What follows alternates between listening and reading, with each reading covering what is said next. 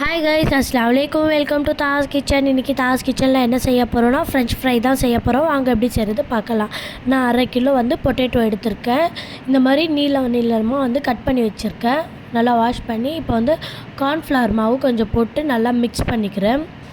கொஞ்சம் நேரம் ஃப்ரிட்ஜில் வச்சுட்டு அதுக்கப்புறமா எண்ணெய் போட்டு நம்ம ஃப்ரை பண்ணிக்கலாம். ஃபஸ்ட்டு நல்லா மிக்ஸ் பண்ணிடலாம். இதில் நான் உப்பெல்லாம் போடவே இல்லை.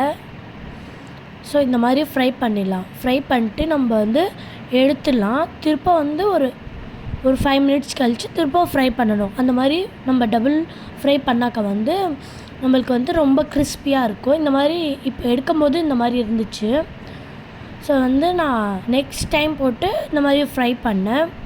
ஸோ இந்த மாதிரி டபுள் டைம் ஃப்ரை பண்ணால் கொஞ்சம் கிறிஸ்பியாக முறுமுறுன்னு இருக்கும். இந்த மாதிரி நான் எடுத்துட்டேன். இந்த மாதிரி கிறிஸ்பியாக இருந்தது. ஓகேங்களா, அந்த மாதிரி இருக்கும். நம்ம வெளியே வாங்கி கொடுக்கறதோட நம்ம வீட்லேயே செஞ்சு பசங்களுக்கு கொடுக்கலாம். ரொம்ப விரும்பி சாப்பிடுவாங்க. நீங்கள் இந்த மாதிரி ட்ரை பண்ணி பாருங்கள். எல்லாமே வறுத்து எடுத்து வச்சுட்டு லைட்டாக உப்பு போட்டுடுறேன். உப்பு போட்டு அதுக்கப்புறமா என்கிட்ட ஆரிகேனோ இருந்தது. ஸோ இந்த ஆரிகேனோ கூட நான் சேர்த்து போட்டுக்கிட்டேன். உங்களுக்கு விருப்பம் இருந்தால் மிளகுத்தூள் இல்லைனா மிளகாய்த்தூள் ரெண்டுமே ஏதாவது வேணும்னா நீங்கள் போட்டுக்கலாம். உங்களுக்கு எப்படி வேணுமோ உங்கள் வசதிக்கு ஏற்ப நீங்கள் போட்டுக்கலாம். நான் இது ட்ரை பண்ணி பார்த்தேன்.